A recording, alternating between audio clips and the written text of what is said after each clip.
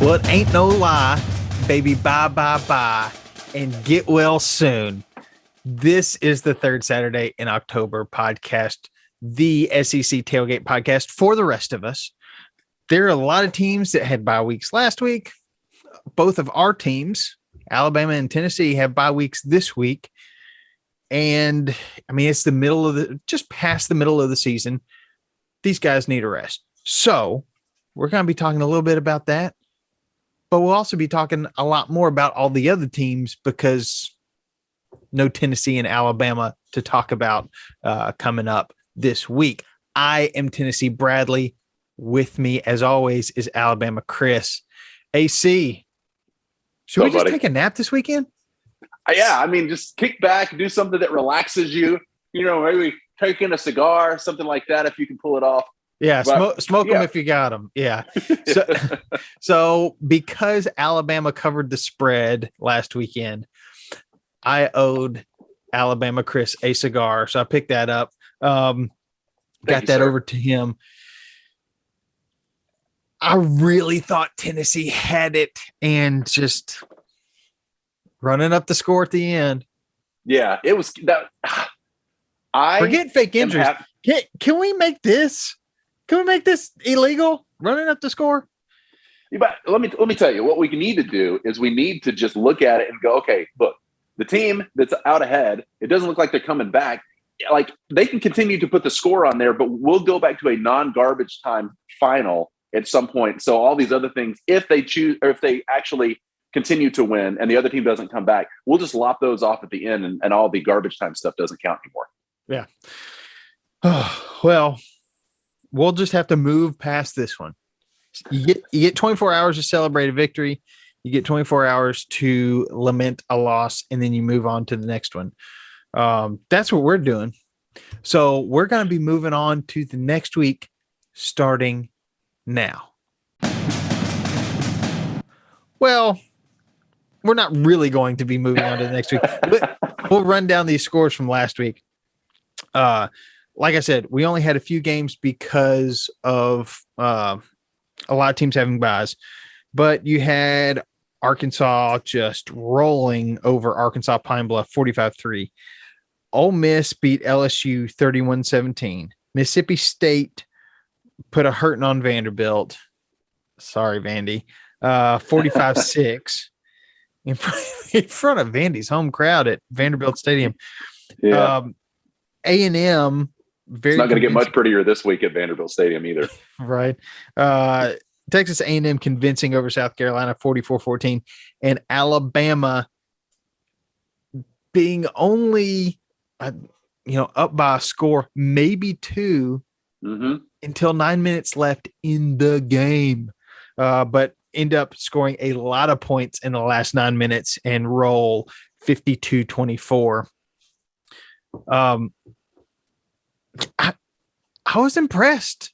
I was very impressed with Tennessee.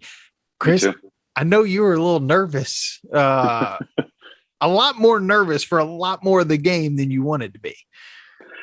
Well, ever since that Texas A&M game, and be honest, a few minutes ago, you said we celebrate for 24 hours or we mourn for 24 hours, whatever we need to do.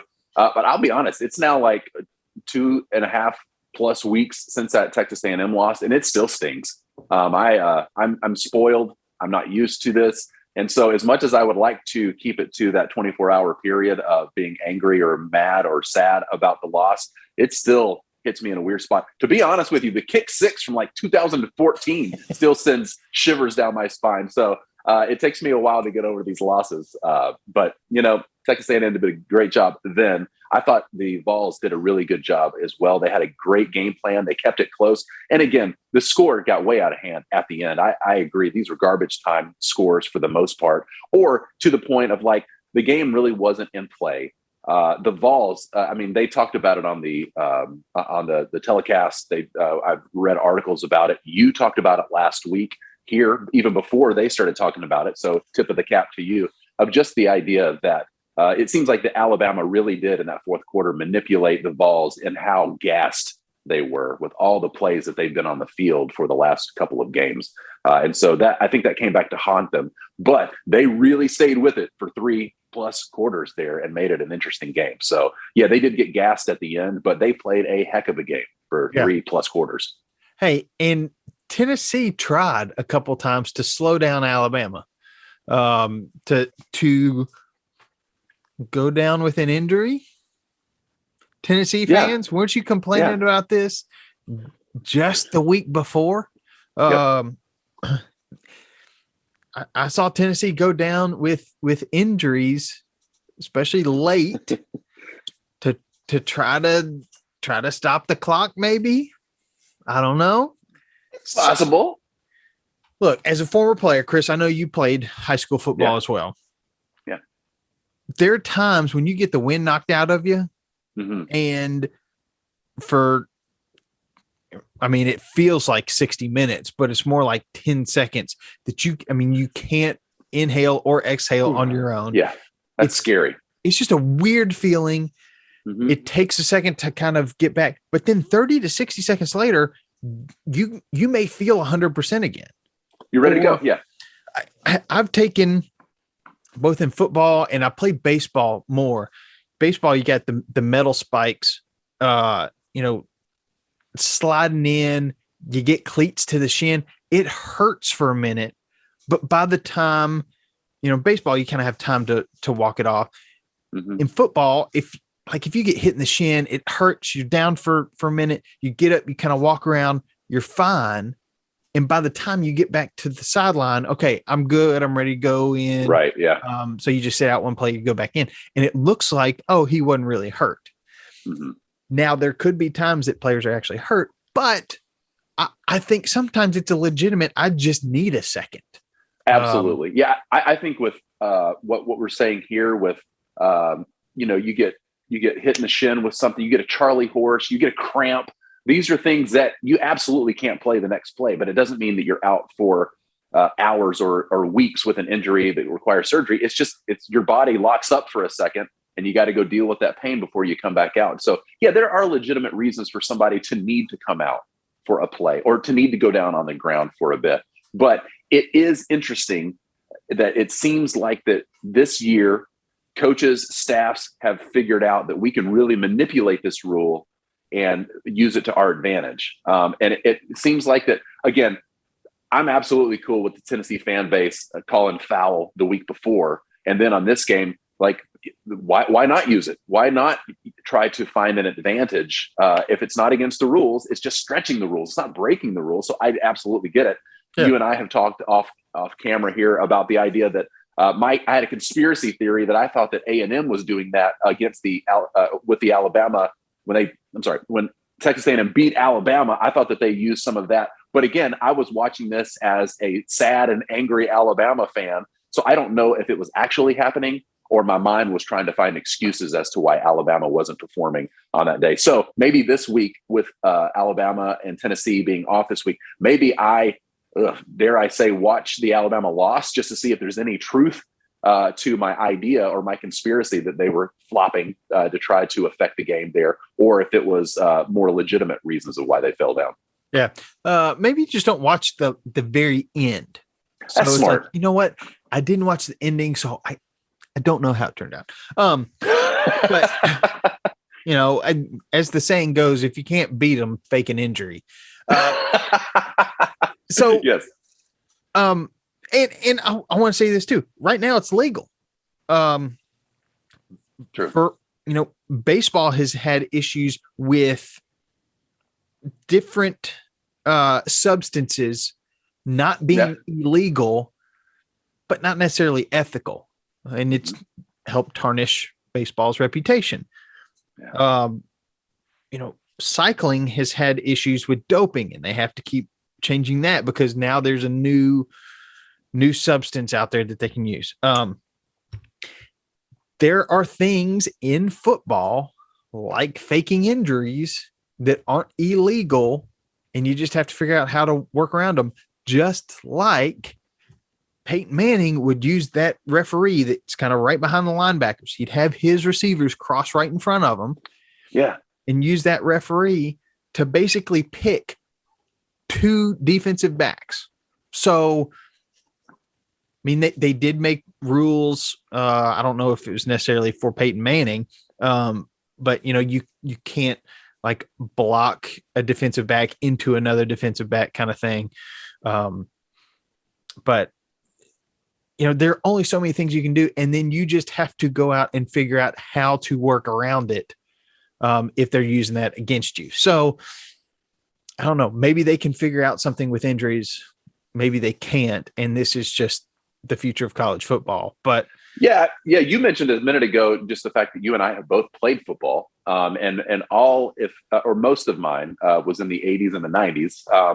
But I can remember even as a wide receiver, like we had plays that were drawn up. We didn't have a great quarterback, and so we had to try to do everything that we could to get a completion.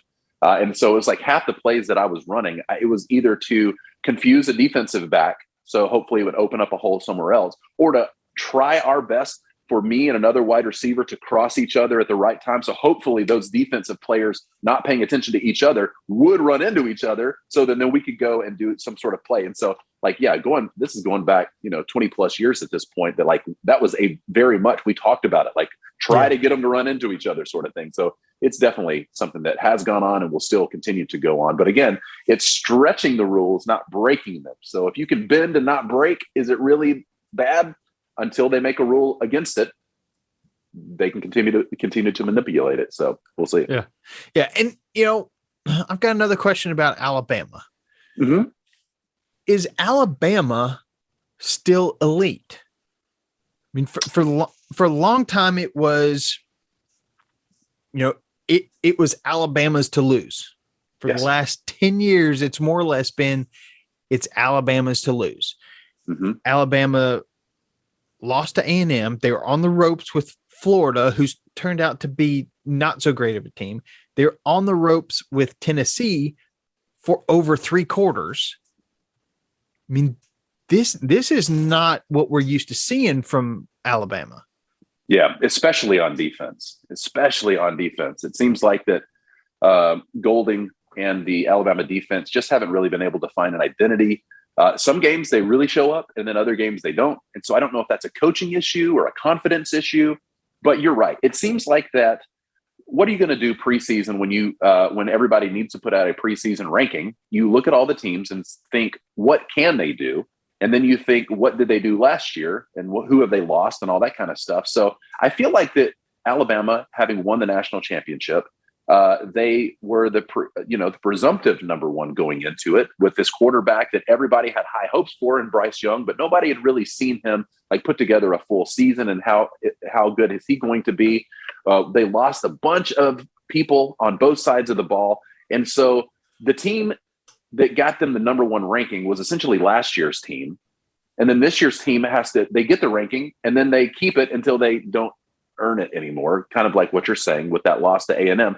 That makes sense that they're going to fall to 5th or so. But I feel like if you just put rosters and potential on there, Alabama it absolutely would have been in the top 10, but I don't know that it would have been number 1 or possibly not even in the top 4 just because of what they lost last year to the NFL. So I think that Alabama in recent years has been elite, and we have seen some great Alabama teams. I think that this team has the potential to be great. I don't know if comparing them to all those teams or like the 2019 LSU Tigers or, some of those teams, I don't know that they fall in that elite category. I feel like they fall in a very good category. I feel like being 4th, like in the middle of the pack in that top 10 is probably until they have some dominant wins. They probably earned that, but I don't know about elite. And we haven't really heard that phrase thrown around a lot since they lost to A&M. Now it used to be Alabama and Georgia and the rest of everybody else after that. Now it's Georgia and the rest of everybody. And it seems like that now as we see teams play, and we're over halfway through the season at this point, that seems to be more accurate. That Alabama's a good team, deserves to be in the top 10, but not an elite team at this point. And they could absolutely get there, but I don't know that they're actually elite. You have any thoughts? I think Alabama is not elite. And I don't know if it's Alabama's fault that they're not elite or just some other teams. But after week 1, And we thought Clemson was going to be great and have a great offense. And then that Georgia defense came out and did what they did. I was looking at that thinking, whoa. I mean, Georgia's defense is really good. To hold Clemson to, it was 2 field goals, I think, maybe 1 field goal. But I thought, okay, Georgia's defense, just the defense is elite. I don't know about the offense because the offense didn't score a lot of points, but it was also Clemson, and I thought Clemson was really good. I thought Clemson was going to be a playoff contention team. Now not even in the top 25, which is wild. So, and they weren't in the top 25 when they lost last week, so they've fallen even further down there. So and Georgia every week since has proven, hey, our offense is pretty good. Yeah, they can score points when they need to, but our defense is just so elite. We'll use that word that they really just need a marginal offense. And that's why you can have a quarterback discussion on the number 1 team in the country halfway through the season, and it still not be a great cause for concern for Georgia because their defense is so amazing. To that point, there's a really good Instagram account that I look at a couple of times a week. I think it's called CFP Stats Page, College Football Stat Page, and they just essentially rank the top rusher, the top passing quarterback, the top receiver, the top defense in the nation, the top offense, and then they rank them from there. And, in offense, you see a lot of teams like Alabama, Ole Miss, Ohio State, really high up on those offensive rankings. Alabama, not so much on some of those, but some of those other teams like the Oklahomas, the Ohio States of the world, Ole Miss, they really have high performing offenses. And Georgia's nowhere to be found. Every week I look at this and just see the updated rankings. They're nowhere to be found in the top 10 in any rushing, passing, offensive category. But by God, they are number 1 with a bullet on defense. It's like every other team has allowed for at least double-digit points as their average. I think that Georgia at this point is still allowing the other team only 6 points, 6.4 or something like that. Like the number is crazy small. So the idea that they are so dominant on defense, and this, SEC classically, these defenses win games and win championships. But it's interesting to see that Kirby Smart has really put together something that is far head and shoulders above anything else out there defensively. And somebody pointed this out to me that since Kirby went to Georgia, Alabama's defense has not seemed the same. Mm-hmm. And I don't think it's just about coaches, but I think it's about the players that Kirby's able to get for that defense. I mean, he built this defense. These are his guys. This is his system. This is how he wants to play defensive football. Yeah. And this is similar to what we were used to at Alabama before Lane Kiffin got there. And even kind of when Lane Kiffin was at Alabama as offensive coordinator, Alabama was still known for an elite defense like this. But Kirby Smart has figured out how to be a defensive coach and still have enough electricity in that offense to make it a recipe for some real success. We'll see what he can do this second half of the season. There's always a chance that something happens. But at this point, he's looking at Atlanta. I mean, early on, I thought, looking at this Georgia team, I thought this could be the Georgia team that beats Alabama in the SEC championship if they both make it. I think this is a team that could beat any team in the country.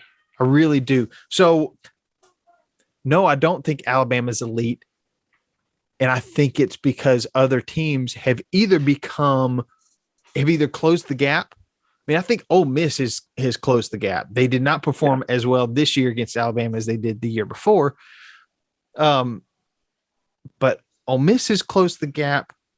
I mean, Texas A&M, I still think Alabama wins that game 7, 8, 9 times out of 10. Yeah. But sometimes that just happens. Yeah. Well, let me ask you this. Oh, yeah. I'm sorry. Go ahead. I was going to say Georgia didn't have a lot of a gap, but I think they've closed it and surpassed it.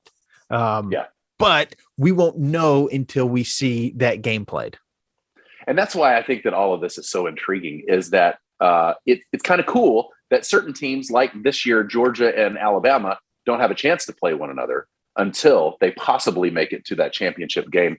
And so it's so cool because it's setting up for a great storyline there. But Alabama, I mean, they've talked about it a lot in all the talking head shows and everything. They're one stumble away from not even being in the conversation anymore. And so it's going to be that much more difficult for Alabama because they often play with a target on their backs. They have to show up and outperform at this point in order to stay in the conversation. Where Georgia, again, it's that conversation that we've talked about, Alabama being difficult to play from behind. Georgia has got all the momentum right now, and they can play with a little bit more wind in their sails because they're sitting at number one. They don't have that pressure of they have to win or it's all over. But going on that note, you were saying something a second ago about how, around the time that Kirby Smart left Alabama to go to Georgia was around the same time that I heard Alabama, or heard people talk about Saban realizing that his type of really strong defense and will ground and pound on the offense and not throw it a lot was kind of being passed by as a modality to really win at the highest levels. And then Saban went and he got Lane Kiffin, and then it became Sarkisian after that for a little bit. But changing the offense to be more competitive sounds like it has worked well. I wonder, though, if now we're seeing, because there's so much emphasis on the offense from Alabama, that the defense is taking a back seat as far as not only their production, but also like the focus of the team. So I'm wondering if in the next couple of years, if we'll see maybe a swing back of balancing out Alabama having a lot of concentration on offense to be highly productive team, but then also defense, you got to shore up some stuff because that secondary just it's too porous at this point in the season. These things should have been tweaked before they even started SEC play. But having said that, quick question for you. Yeah. So Georgia and Alabama are currently sitting at the top of the heap when it comes to Georgia in the East and Alabama in the SEC West. They are the number one team. Who do you put in the East at like 2 and 3? And then in the West in 2 and 3, like what would you rank the next two top teams in the SEC to be? Yeah. So if I'm looking at the standings, I mean, in the East, it's UGA, Kentucky, Florida, Tennessee. Yeah. I think Florida's going to come away with another loss this weekend. Tennessee is going to play Georgia and likely lose. So they're going to have 4 losses in the SEC. But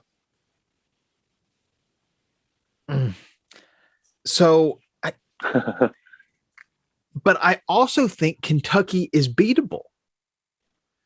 Yeah, so, they have certainly shown that they're not perfect. Yeah.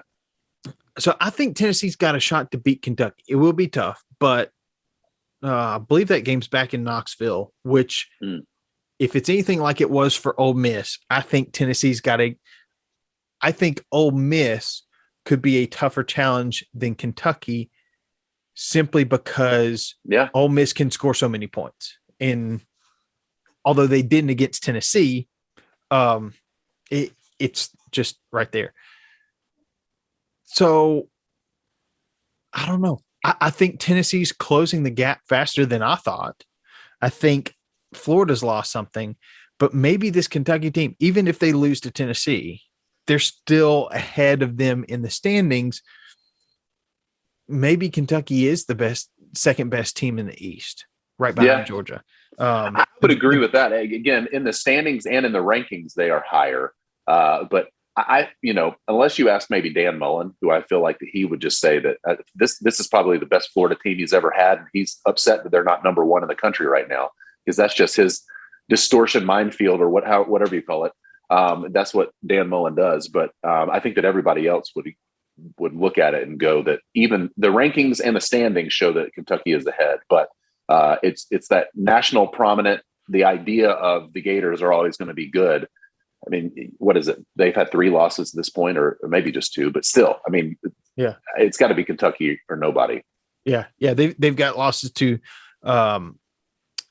Kentucky, Alabama, and LSU. Oh, that's right. They beat them by a touchdown. They do have 3 losses in the SEC. So who's your second in the East? My second in the East is the Wildcats. Is it okay? So, and again, preseason, I didn't even know. I think I put them around where the Gamecocks or the Missouri Tigers are currently, putting them lower in the pack. But again, that's my mindset of thinking that, like, well, Kentucky's never really been a football team, so what are they going to do this year? Even under Stoops, like that's just my bias, not actual truth. So that's why I have such a hard time getting over it, is like the historical perspective of it all. Yeah, and then moving over to the West. Right now, it's Alabama, Ole Miss, Auburn, Texas A&M. Those are the top 4. And I think it's pretty close. They all have 1 loss, except A&M has 2. I would say, 1, Auburn, I think, is overachieving this year, competing with Penn State. Again, maybe should have won that one. But A&M proving that they can beat Alabama with a backup quarterback. Ole Miss having a Heisman candidate at quarterback. I think second in the West comes down to November 13th when Ole Miss and A&M square off. That will determine, not in the standings who's in second place necessarily, but who, according to the eye test, is the second best team in the West.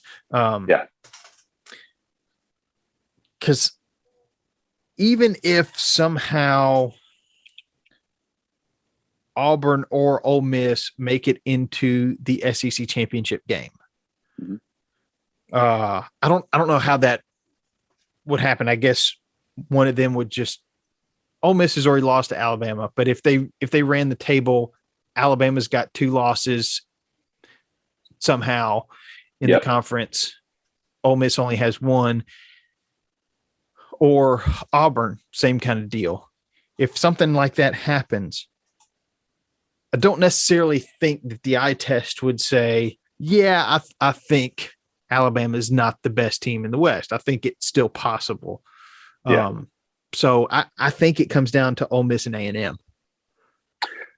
Yeah, I feel like that because of the 2 losses that A&M has currently had, that they are playing from behind at this point. And so I'm looking at Ole Miss and Auburn. The consistency issues with quarterback for me with Auburn are the biggest thing. In our virtual tailgate, I was on for a couple of days ago, and we had a quick discussion on what do we think of the Ole Miss Auburn game coming up. And that was my only thing. I think that Auburn can really show up and play, if not beat, any team in the country if Bo Nix can show up. Yeah. And if when the right he can Bo do Nix that, can show up. Well, there you go. He's always going to be there, but we don't know which version of Bo we're going to get. And so if he can consistently show up, which he has, there are improvements over this season. And so maybe he's stepping up into his role now. And if that is the case, Auburn's going to be hard to beat, period. Even Alabama against Auburn is going to be a difficult game. But, it seems like that with Lane Kiffin and those guys over to Ole Miss, that if they can have any sort of defensive stand, that they can play against really anybody in the country, because we know that they can do it statistically on offense. It's just, can they keep the other team from scoring more points than they can score, which I think is their downfall. So we're going to see a lot this week with the Auburn Ole Miss game, and I'm excited about that. It feels like a coin toss at this point for me. Yeah. So let's look forward to some of those games. You mentioned Ole Miss Auburn. That's happening this week. But first, we've only got 4 games. Like we said, bye for a lot of teams. But also, the first game does not kick off at 12 Eastern. It kicks off at 3 Eastern 2 Central. So just FYI, if you're making picks, you've got until 2:00. You've got until the first kickoff to make those picks. So you can sleep in a little extra, fry up some eggs and bacon, have a nice brunch instead of breakfast. But the games we've got: Missouri at Vanderbilt, 2:00 on SEC Network. World's largest outdoor cocktail party, Georgia and Florida, which is really a home game for Florida. Yeah. Georgia gets screwed on this rivalry. But that's at 2:30 on CBS. Ole Miss going to the Plains at Auburn, 6:00 on ESPN, and Kentucky is going to Mississippi State at 6:00. So let's make some picks. First, Missouri is a 16.5-point favorite at Vanderbilt. Vandy. Come on, Vandy. Okay, so Vandy just tank the rest of the season, and that way you get the first pick in the draft, right? Is that how this works?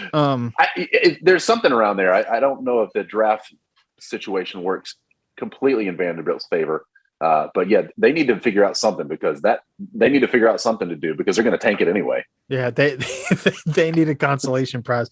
Exactly. For this reason, I'm going with Missouri. I think they cover. I think they can score some points, and Vanderbilt can't. Yeah. So, I mean, they are playing in Vanderbilt Stadium, which in most cases would work out in the home team's advantage, but it doesn't seem like that Vanderbilt has really ever been a home field advantage kind of team. And not also, for them, if you at look, least.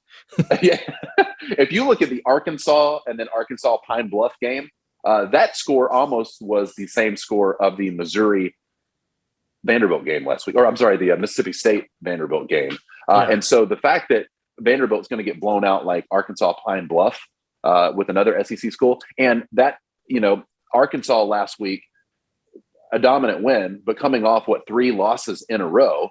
And so that looks good for Arkansas, with Pine Bluff, but man, the Mississippi State against Vanderbilt, that huge score, it's like Vanderbilt it's like the SEC version of Pine Bluff sort of thing. So with that, even with Missouri not performing as well as they need to, Vanderbilt is not coming off of a bye that I feel like it may get dirty with Missouri trying to prove that they're not one of the lower teams in the SEC. So yeah, all that to say, I think Missouri wipes the floor to Vandy. Yeah. Then we've got Georgia, a 14-point favorite at Florida. And yes, I put at Florida, not just versus Florida. I've already talked about Georgia a good bit. This defense is elite. Dan Mullen he's always had this confused look on his face. If you've listened to this show for probably more than 2 episodes, I just don't like Dan Mullen. I'm not convinced that he's a great coach. Not a great head coach. He seems to do pretty well coaching quarterbacks, but quarterback coach all day long. I could see Georgia's defense scoring 14 points in this contest. That's true. Yeah. So I'm going with Georgia. Yeah, me too. Georgia is just too dominant. Florida, again, a little bit loss of identity there. Sitting at 4-3 already. They don't have quite what they would love to come and spoil Georgia's party. I just don't see it happening this week. And, talking about that Dan Mullen thing, what he kind of reminds me of is, like when you're talking to a child and you can tell that they're lying, but they're trying to act like they're not lying. I don't know that Dan Mullen is always lying, but that's the way he acts. He always has that look like, what? Come on. I mean, give me credit here. Come on. It's like he's always defensive. Yes, exactly. He's always just so like he put out about something. And it looks like when I would get on one of my children when they were younger and they would look at me and you could tell in their face, it's like, just don't catch me. I'm going to deny everything, but don't catch me in my lie. Right. I don't know that's what's happening over in Mullen land, but Mullen land, that's the way it plays itself out. So, all that to say, I think that Georgia takes this one by at least 14. And then we've got Ole Miss traveling to Auburn. Auburn, a 2.5-point favorite. Since we created these picks, it's moved to Auburn by 3. Ooh, very interesting. Yeah. I think Ole Miss wins this one. I really do. I think I think Auburn's overachieving, but I think Ole Miss is just the better team with, with Matt Corral. I think he can do enough, even with some Bo Nix magic.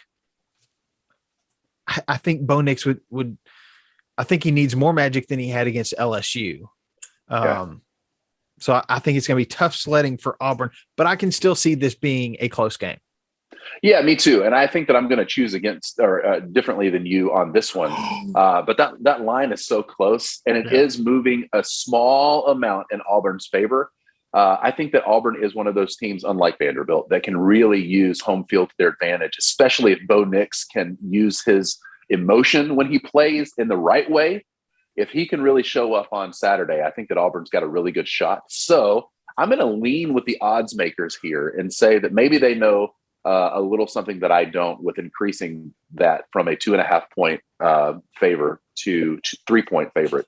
So I'm going to say Auburn is going to take this one, but maybe because of a positive Bo Nix showing and that home field really playing into their advantage. So I really, again, they're my biggest rival here. So if they go down, it's not going to ruin my weekend. But I think that Auburn has a shot here, and I would like to see both of these teams really go at each other. Yeah. But yeah, I'm going to pick Florida just to be interesting. Or you're going to pick Auburn, not Florida. Yeah, did I say Florida? Good grief. Yeah. Well, and that's a good point. Auburn does have great home field advantage. I've been to a game, I think just one, maybe two, down there, sat in the student section. Me too. Yeah. And it was impressive. And 2.5, 3 points, that's generally home field advantage. And I would even say that Auburn's got maybe a 4 point advantage because that stadium is so behind that team. But I'm going to stick with Ole Miss. Then we've got Kentucky, only a 1.5 favorite at Mississippi State. First, let me say this. I think there needs to be a new rule, at least in the SEC, in the media press conference room afterwards, the press conference during the week. Mike Leach gives the best answers in the SEC. Oh gosh, yes. Somebody asked him, "Hey, when you kicked a field goal instead of scoring a touchdown, early in the game, how did that affect the outcome of the game?" And he said, "Well, I'm not real good at math, but I'd say 4 points." Yeah. I love that guy. But also, he kind of gives those answers a lot like Marshawn Lynch used to do. But then somebody asked him right after the win this last week, "Hey, we know you don't like candy corn. So what would be, your favorite candy, to give out?" And so he gave a really, he was mulling it over, not Dan Mullen. He was thinking it over, right there, trying to figure out, saying, "Hey, I hate candy corn. I don't just not like it. I hate it." But then saying something to the effect of like, that's the reason why it only comes out for a few weeks out of the year, because it's a substandard candy. If it was any better, it would be out all year long. Hey, I'll eat it all year long. I am a candy corn lover. So Mike Leach, if you get some, just send it to me. I'll happily take it off your hands.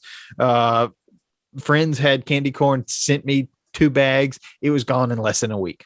Like the big bag. I think I ate one of them by myself in just about a day. But I think there needs to be, when you ask a football related question, you need to have a non-football related question with it. And so you ask both. And keep it fun, because I want to know these coaches. I want to see the lighter side of Nick Saban. I learned on Eli's Places on ESPN Plus, his breakfast is a cup of coffee and 2 oatmeal cream pies. That's the kind of man that I want to know. So, anyways, getting back to it, Kentucky at Mississippi State. Kentucky only a 1.5 favorite. I'm going with Kentucky. I do think they are the second best team in the East. And Mississippi State, I don't know. I think, Mike Leach's favorite candy, he thinks it's for chocolate, Almond Joy. I think they're going to be weighed down on Almond Joys this week and not going to be able to keep up with Kentucky. Although you never know with State's offense. Yeah, I think it's turning from an Almond Joy to some almond sadness after it's all said and done. Because Mississippi State, for as much as I love Mike Leach, and I still contend that the state of Mississippi is the most entertaining state in college football in 2021. I love Lane Kiffin and Mike Leach and the levity they brought to the game over there in Mississippi. They're having a lot of fun, but it just hasn't translated for Mississippi State to all those wins and all that potential that Mike Leach can bring. And maybe soon, maybe eventually, when he can have all of his pieces in place and not just dealing with the prior administration or the coach's decisions there. But yeah, I don't think that they're going to be able to put it together against a Kentucky team that is really hot. So I'd say that Kentucky wins by far more than this 1.5 points that they're projecting here. So yeah, I'm also choosing Kentucky. Well, picks are in. You can make your picks by going to thirdsaturdayiNoctober.com. Again, this week you got a little extra time. You have until 3 Eastern, 2 Central in the afternoon on Saturday to make your picks. Just get those in and you'll be eligible for weekly prizes. Our picks are in. So that means it's time to pregame. Pregame, baby. Tailgate, man cave, living room. Pregame, burgers, ribs, chicken wings, chip and dip. Pregame, scotch and a lot of IPA, Coca-Cola. Pregame, slaying dogs, cornhole. Pregame. How you gonna watch? So Chris, no Alabama. I've got no Tennessee. I got to say, I'm probably not watching a whole lot of football this weekend. We are just about a week away from when baby number 2 is supposed to arrive. So it is a mad dash to the finish line to kind of get things ready. Not easy with a 2-year-old running around the house. So I will probably be doing a lot of home projects this weekend and enjoying some nice fall weather. Chris, nice. What are you doing this weekend? Man, I'll tell you what I think that I'm going to be doing. But what I've realized is that oftentimes, especially with teenagers or kids in general, and then, family plans that are just not inducive to dad sitting on the couch and watching football all day. That's what I thought I was going to be doing last week and talked about it as much. What I realized is that I was running kids around from to birthday parties and home from birthday parties to haunted houses and home from haunted houses. And most of these things are way out in the country. And so I found myself watching most of the Alabama-Tennessee game on my phone, just trying to watch it on that screen while I'm driving down the road.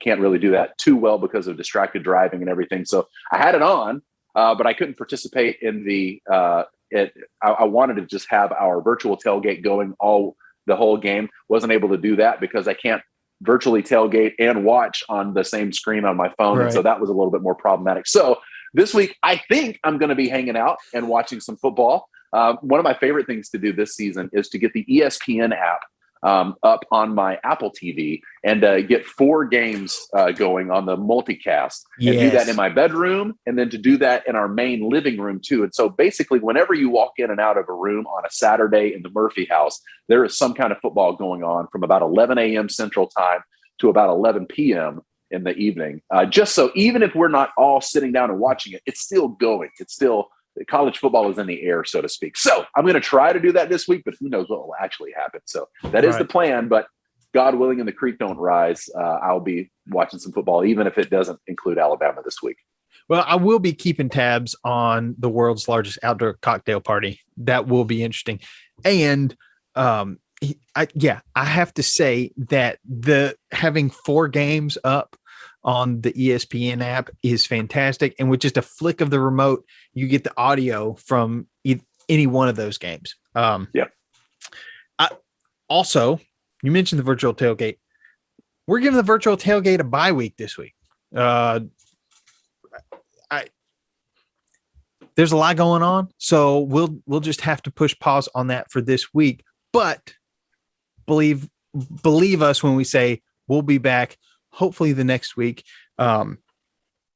With baby arrival, it may get changed up a little bit, but we've enjoyed doing that this year, and it will be back very soon. So go to thirdsaturday.inoctober.com, make your picks, sign up for the virtual tailgate, and you'll get a link emailed to you when that comes back in hopefully just a week. And I'm looking forward to getting better, getting healthier. Tennessee's one of the thinnest teams in the SEC, just based on scholarship players. Mm-hmm. We need to get healthy. We need some rest, and we need to finish strong the rest of the season. Tough sledding with teams like Georgia still on the schedule, playing Georgia for homecoming. Whose idea was this? Get a check. Come on. Somebody checked on that. But Georgia, Kentucky, big tests. Plus, you still got Vanderbilt, and who do we play the week after homecoming? Like South Alabama. Couldn't make that homecoming.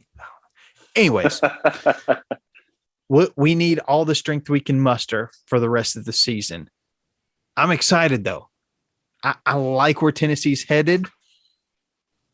So I'm going to say roll Vols. Yes, indeed. And I know that we have a lot of the folks that join us for our virtual tailgates, got a lot of Auburn fans there, Ole Miss fans. So good luck to your respective teams and all the other 6 teams from the SEC that's playing. It's funny when you look at like the helmet schedule this week and last week, because of so many buys with the teams, it looks like one of those empty car lots that's kind of like they still have some cars there, but you don't really even know if they're in business anymore. That's kind of what the helmet schedule looks like at this end of the at this part of the season. But even if our Roll Tiders and our Go Vols aren't playing, I will still say, because I love this game more than almost anything, Roll Vols, baby.